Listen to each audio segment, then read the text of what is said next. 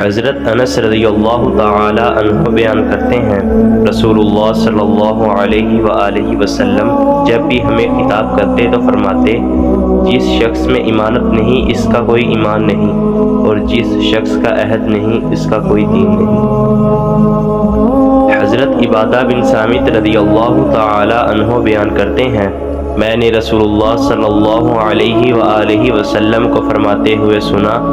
جو شخص گواہی دے کہ اللہ تعالیٰ کے سوا کوئی معبود برحق نہیں اور محمد صلی اللہ علیہ وآلہ وسلم اللہ تعالیٰ کے رسول ہیں،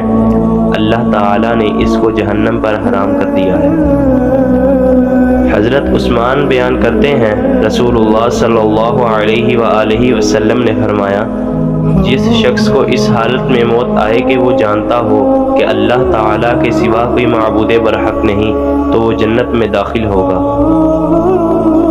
حضرت جابر رضی اللہ تعالی عنہ بیان کرتے ہیں، رسول اللہ صلی اللہ علیہ وآلہ وسلم نے فرمایا، دو خصلتیں باعث موجب ہیں۔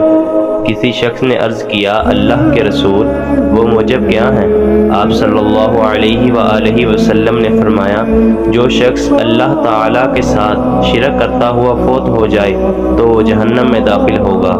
اور جو شخص اس حال میں فوت ہو کہ وہ اللہ تعالیٰ کے ساتھ کسی کو شریک نہ بناتا ہو تو وہ جنت میں داخل ہوگا۔